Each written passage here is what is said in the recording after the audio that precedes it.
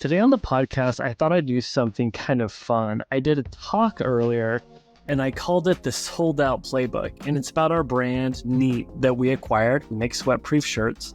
I talk about how we were really nervous. We're sitting on inventory. We launched, we stand up our funnel, and it kind of worked. We actually sold out of product. So why let a good problem go to waste? Let's turn it to a marketing moment. So I created some content around how we sold out of the products. And so I call it the Sold Out Playbook.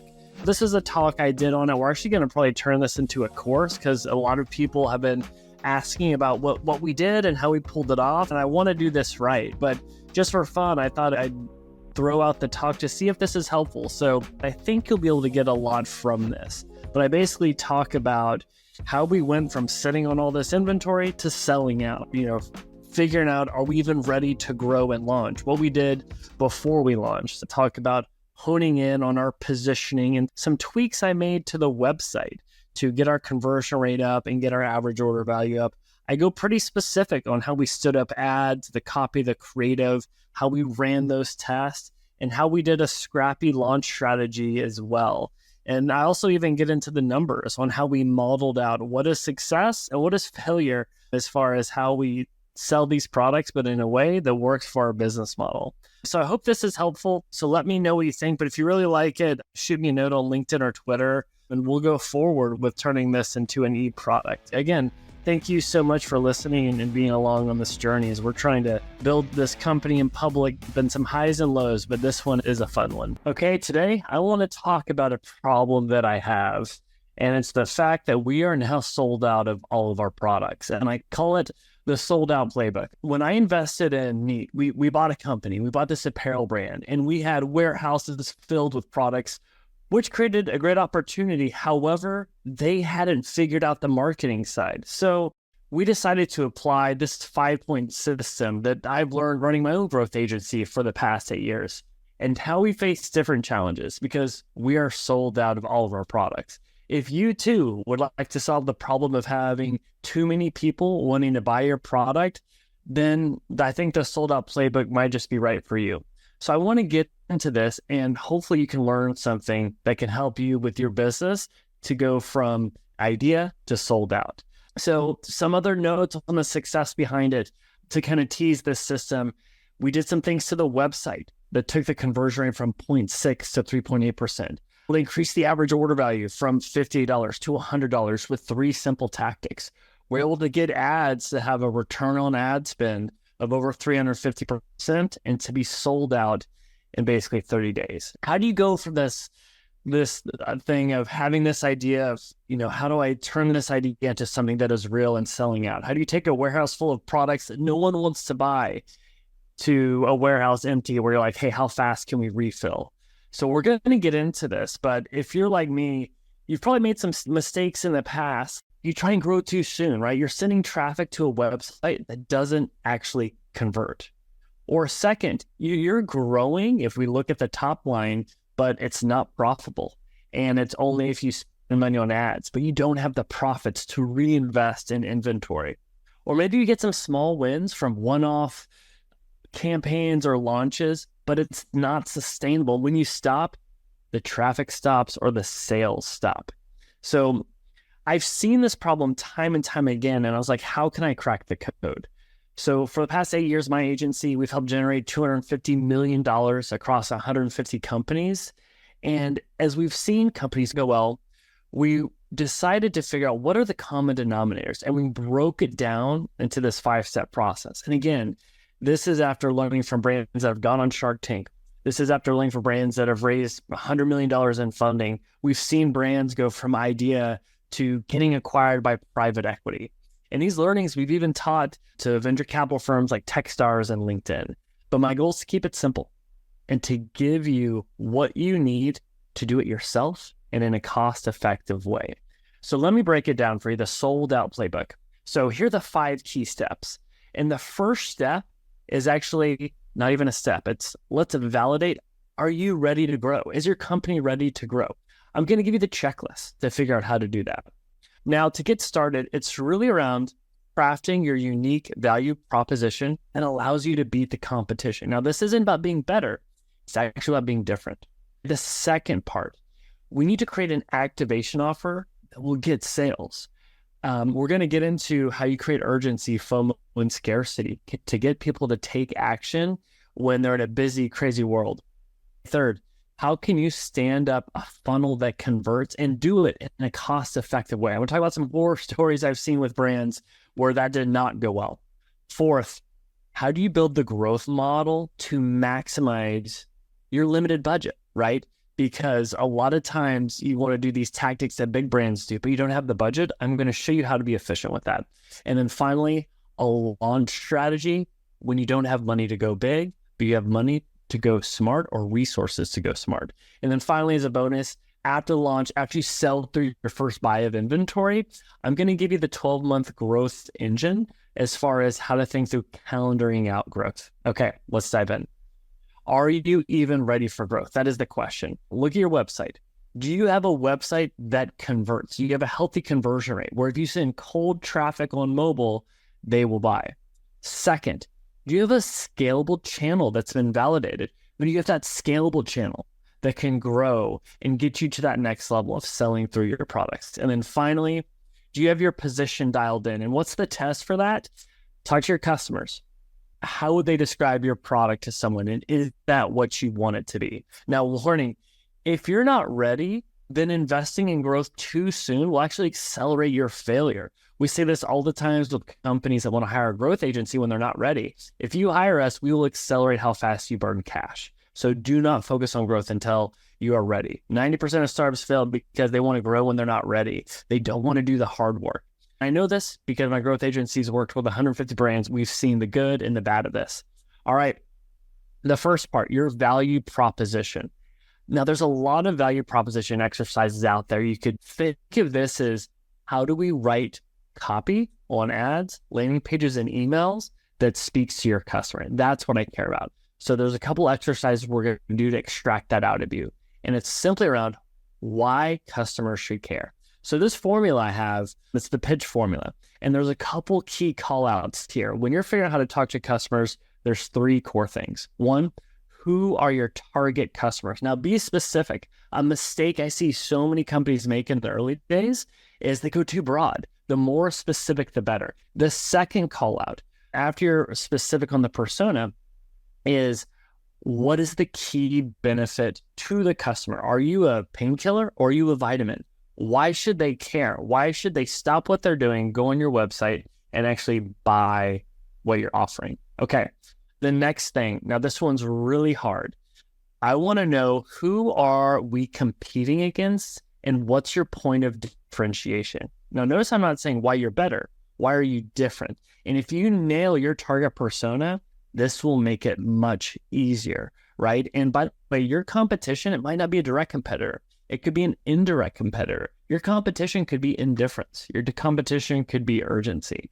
So something to think about as we go down this. So after you've gone through this kind of exercise of those three things in this formula, you're going to do something second. I want you to think through, how do we package that up to speak to your customers? You know who your customers are, you know the benefit, you know the point of differentiation.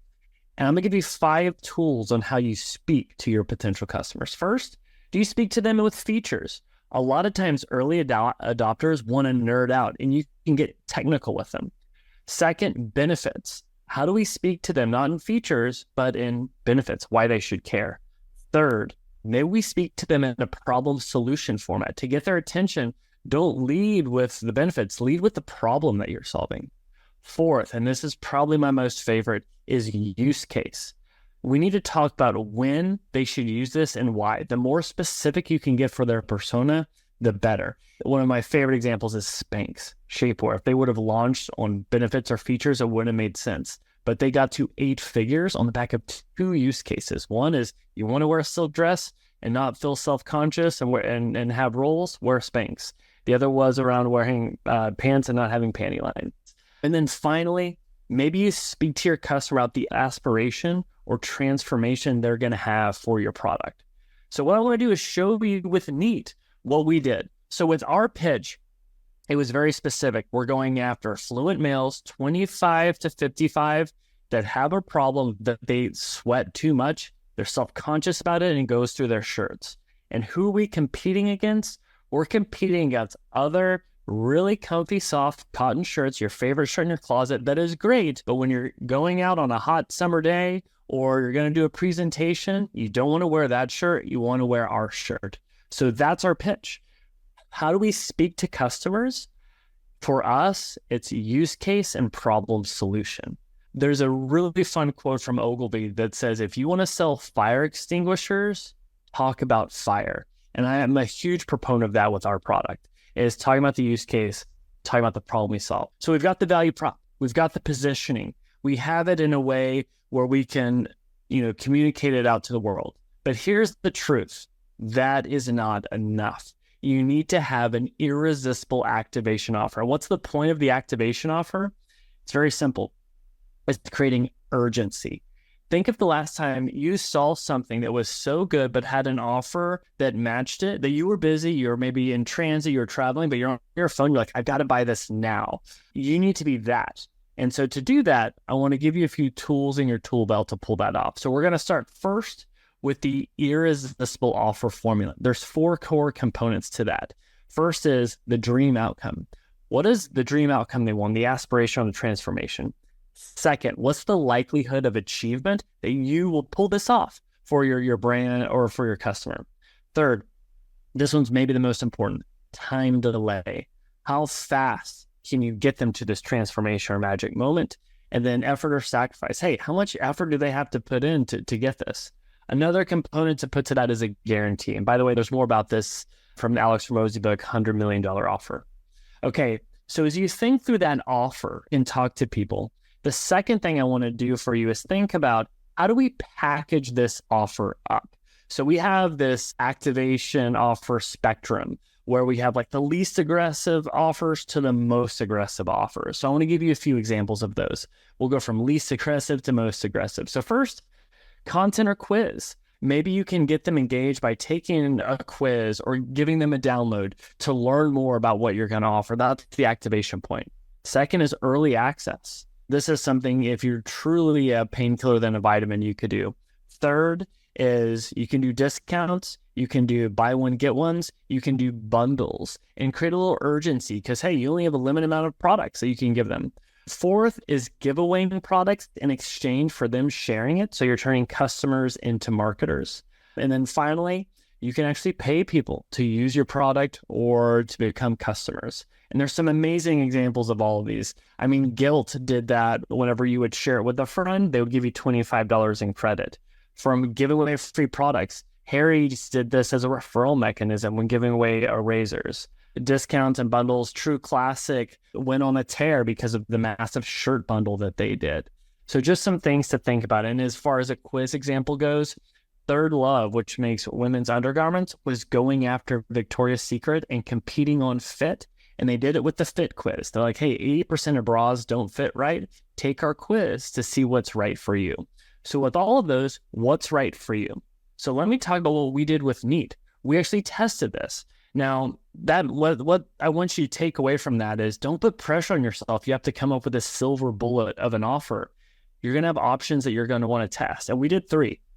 The first was the no sweat guarantee. If we don't hide sweat on your shirt, you get your money back and we'll buy the shirt right off of your back.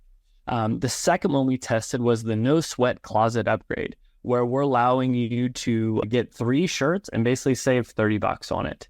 And then the third one that we're testing is the free tea campaign, where we give you a free tea to share it with friends. And by the way, we tested all of these at lunch. The bundle has proven to be the most successful in the short term, and the free tea campaign, as we're following up for referrals, is working as well. And we'll get more into that with what we're doing. Okay, you've got your value prop, check. You've got your offer on how to activate people. Now, how do we put that into the wild, right? What does that actually look like? And that's where you take those 2 things and you put it across your funnel. And that is your ad funnel, your website funnel. And I want you to do it on a shoestring budget, right? So let's talk about this and what that looks like. We're going to have this big growth marketing machine eventually of doing ads, doing SEO, having custom funnels by personas and products. But to start, let's keep it simple. You need one ad campaign, you need one landing page, and if you do that really well, you can sell through your product. Flatten the funnel to minimize your risk, minimize your workload, and to minimize your startup cost. Too many times I see brands waste money on these huge elaborate websites, and it is overkill, right? Less ads, less pages will make this work out. Okay. So let's start with the website. Let's start with the bottom of the funnel. And I'm going to give you a checklist on how to think through building a website that converts. And when I say website, I'm talking about a 1 to 2 page site. So first, the positioning we just went through in your activation offer should be dripping across all of this. And so as we look at the website, that's where the messaging comes from. The other thing that we need is quality imagery and quality user-generated content. We spent $2,500 on a photo shoot. We spent about $1,000 on user-generated content, which, by the way, half the stuff we got was no good. The other half was pretty good. We also sent the product out so we could get feedback from people. And so that one has been huge. The next thing after having quality imagery and user-generated content is a conversion-focused website. So what does that mean? Well, first, we want to be mobile first. We also want to be fast. So that means, yes, you can have videos on your website, but be aware of how that loads. The other thing is when you go through your website, there needs to be 2 things that you're thinking through. One, at any point, will they be confused on what is this? Why should I do it? And why should I do it with you?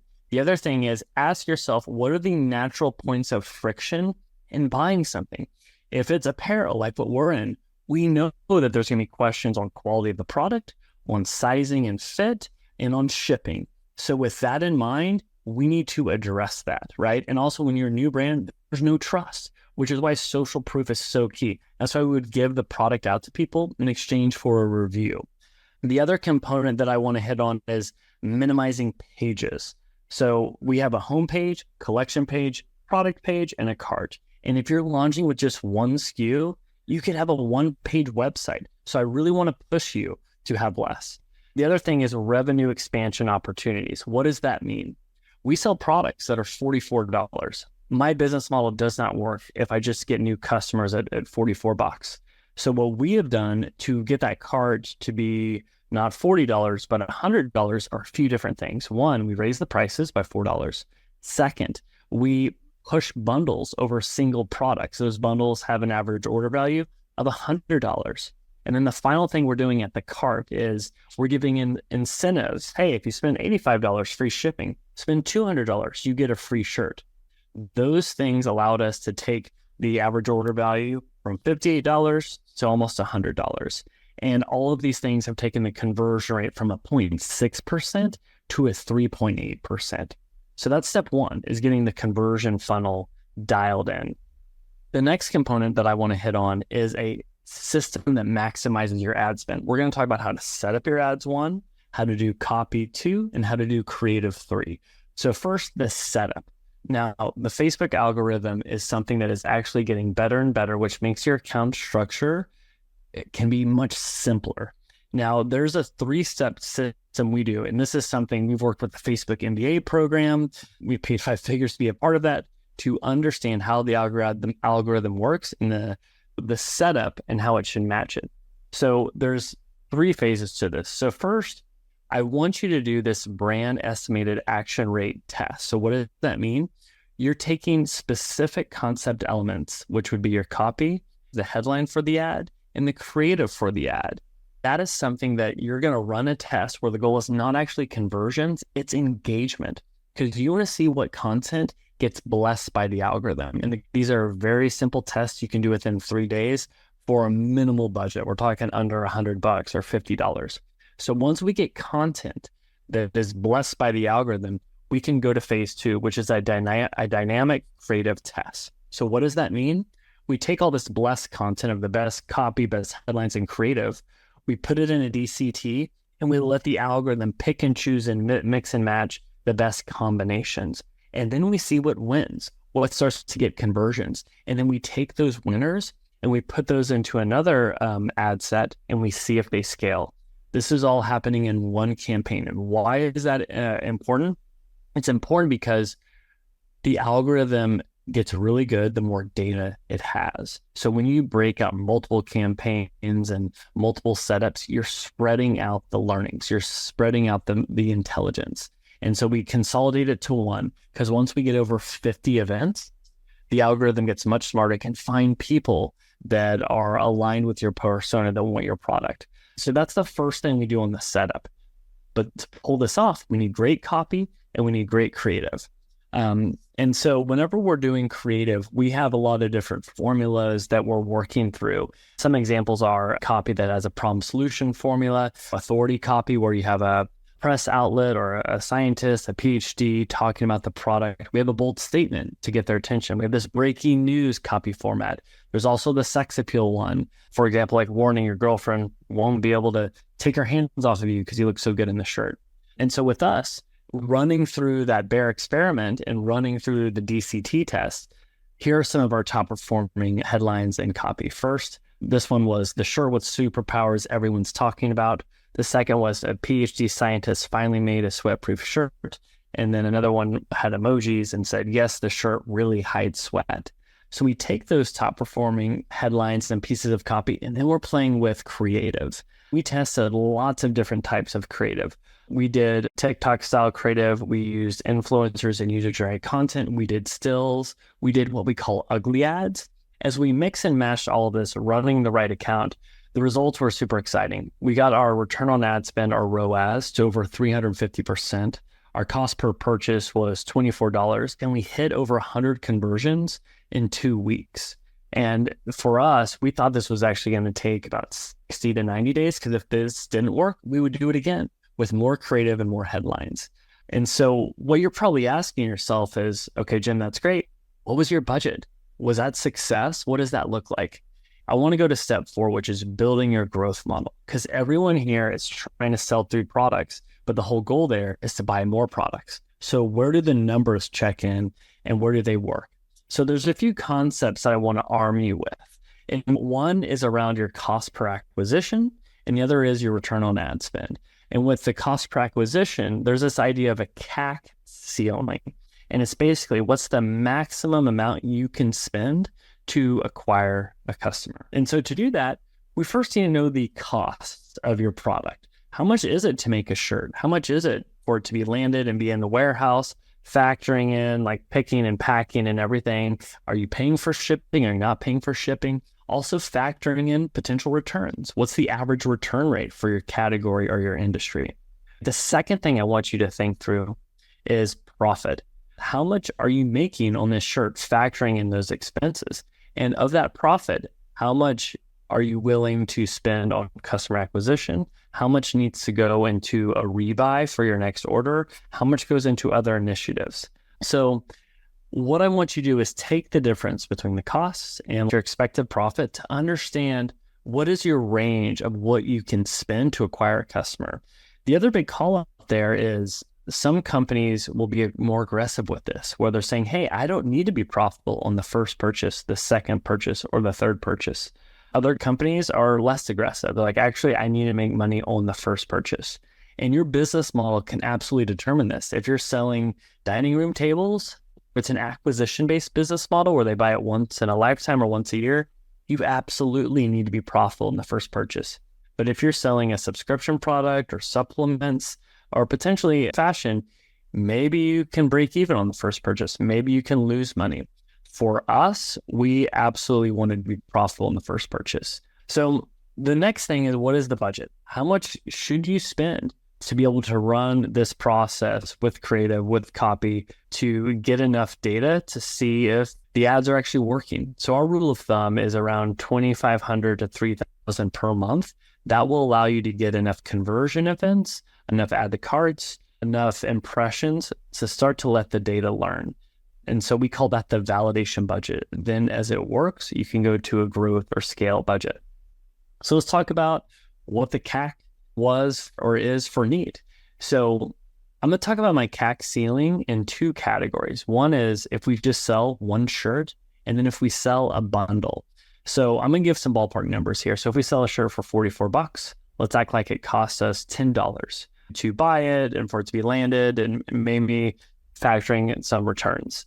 That means that I have a $34 profit margin. So my CAC ceiling, you could say, is $34, but that assumes I'm not losing money, but I'm also not going to have money to do a rebuy. But if we sell bundles where we're making $100 and we say our cost is $30, then we're at a CAC ceiling of $70. That's where it gets a little bit more interesting. And to understand what your ROAS floor would be, meaning return on ad spend, basically take that $100 that you would make divided by the 80, which is the CAC ceiling. Or it could be 44 divided by 34. So we're looking at a return on ad spend needs to be over 130%. So that gives me my guardrails as a business owner. I'm like, okay, where am I losing money? Where am I making money? And for us, within 30 days, we're able to get our return on ad spend to 350%, and we were able to get our cost per purchase to $24. So we beat both of those goals, which was really exciting. And that tells us, hey, we've got room to grow. Let's go to the fifth phase, which is the launch. Now, this is all around what is the first milestone you want to hit? And it is to sell through your inventory, right? And so you can get there two ways, and it needs to be a combination of two. And it's through the paid strategy we just went through, and then it's the scrappy marketing strategy. And your launch strategy can be that go-to-market motion that kicks all of this off. And it's in three phases. It's a pre-launch, a launch, and a post-launch. So let's talk about that pre-launch. The pre-launch can start out as long as you have. And that's where you're really starting to build a list. Can you build a wait list of people excited about your product? You could have an unfair advantage of already having a list, or maybe you have to start building in a scrappy way with your network, friends of friends. You can also do a referral mechanism on top of that, so people can invite others to get on the wait list, and you give them a free product for whenever it launches. The other thing that we do is we want to seed the product with the right influencers, with the right people who would be those early adopters, and factor that into your budget with your first inventory buy. How many products can you seed? Is it just 10? Is it 50? Is it 100? The other thing you can do leading up to the launch is a giveaway. Like, hey, sign up because on launch day, we're doing a giveaway for $500 worth of product or a year's worth of product. Ideally, you want that giveaway value to be over $500. Sometimes $250 could work. And then you want to start making that email launch sequence, which should start 2 weeks leading up to the launch. All right, so now we're at the launch phase. And as we're launching, we're 2 weeks out, we start to build up the hype and the anticipation to let people know that it's coming with the pre-launch emails. And as you're doing that, you're creating engagement. You're also on your social accounts in a more frequent way where you're pushing it out there. And then on launch day, you want to do this thunderclap where everyone you've been emailing, those people that whether influencers or in your network that you're seeking the product with, you have them ready to help amplify the posts that you're putting out there. And then on launch, you're also doing a reminder after the launch email and announcements, and you're really pushing that initial activation offer that we talked about at the start of this. And then the post-launch strategy, it's a lot of follow-ups, it's a lot of reminders, and then your people are now on this journey with you for what you're selling, what you're bringing to market. They want to know updates. And so you want to do that with regular content, regular posts. Think of it as building in public. I see a lot of people go on a podcast tour to talk about it. That can be a good way to amplify the launch. Some things I want to call out with Neat and what we did was teasing the new site 30 days leading up to it. We are teasing out different sections of the website, new imagery from the model, new video content, and we did that at a bi-weekly cadence. I also was starting to seed the product with about 25 people and sending out messages to my personal network of around 100 people. So on launch day, we did social post, email blasts, manually texted out to 100 people in our network and gave away 70 shirts on that day for people to share it with their friends. And then on the follow-up to that, we've been doing weekly updates on how it's going, where we're showing the website stats, we're showing how many orders we're getting, we're showing reviews from customers. That way, people that maybe didn't activate on launch day, they'll have a little bit of FOMO and want to activate after that. This is how we sold through product, and we're able to just submit a purchase order for $50,000 to do our next buy of product. So the big question is what do we do next? And this is something I want to put in here as a bonus. And it's this idea of your growth calendar. How do you calendar out your growth plan? Look at your 12 months from January to December and ask yourself, what are going to be the natural peaks in my industry and what are the natural troughs? Maybe Q4 is going to be huge because you have a very giftable item, or maybe you sell swim trunks, so summer is huge for you. But then there's going to be these troughs. If you're in the swimwear category, January might be really tough, and maybe back to school is really tough as well. So knowing that you have a time of, peak season, which is demand capture, and a sign of weakness where you're more about demand creation, you need to factor that into your growth strategy. The companies that do that really well are the ones that kind of go to that next level. So what I want to show here is the growth calendar. And think of this as you've got that 12-month time frame from January to February, and you want to start to calendar out everything that you're doing. And think of the things you calendar in two simple categories. The first is you're always on growth channels. What are you always doing? You're always doing social ads. You're always doing Google ads. You're always doing SEO content. You're always doing a referral mechanism. You're always doing outbound. But then there's another category, and it's what are your marketing moments or growth events? And so how many times are you launching a new product? How many times are you doing pre-orders? How many times are you doing an influencer launch campaign or giveaways or partnership collaboration? How often are you doing a podcast tour? Or what trends are coming up because it's back to school or it's the Super Bowl where you can ride that wave? How can you do engineering as marketing? Like Jolie, the showerhead company that did this kind of water test to see the water that goes into the showerhead, how good it is for your body. And so as you think of calendaring out your growth ideas, ask yourself, does this idea align with the peak season where it's about capturing demand, or does it align with the trough season where it's about creating demand? Because in those trough seasons, that's when you can be more experimental and think outside the box on how to grow. Hey everyone, Jim here, and I want to share something really neat with all of you. And yes, that pun was absolutely intended. I'm sorry. If you're like me, you're always on the go from meetings to dinners, and you know how important it is to stay comfortable yet look a little professional. That's where Neat comes in, a game-changing brand that's redefining the way you think about shirts. Now, Neat specializes in sweat-proof apparel. Yes, you heard that right, sweat-proof. Their shirts are designed with a patented fabric that combats sweat, keeping you dry and confident no matter what the day throws at you. Originally crafted for military use, this technology is now available for everyone. Whether you're locked in a conference room where the AC isn't working, or on a first date at a hibachi grill, or just another busy day where you're just running hot, Neat has your back. Literally, you will never have to worry about back sweat or pit stains showing up on your shirt again. Plus, it's wrinkle-free, so it always looks put together, and they fit like a dream. We're talking snug in the right places like your arms, and they are incredibly soft and comfortable. So stop wearing those old, crusty cotton shirts and try a shirt that is literally military tested and sweat proof. It's become my new work week uniform. I have all 4 colors. I'm usually wearing the green or black crew neck, and I have some of the polos as well.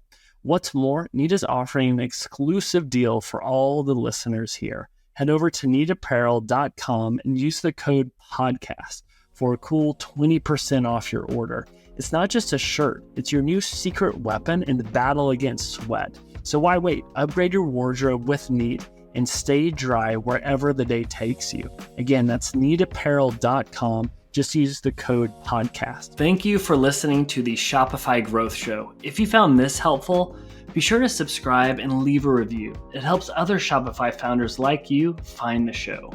Want more Shopify advice? Sign up to the Shopify Growth Insider newsletter by GrowthHit, where we break down the top 5 growth tactics every week. Remember, you're not in this alone. Building a Shopify brand is a grind, but you got this. Keep testing, keep scaling, and don't run out of larges on Black Friday like I did. Have a good one.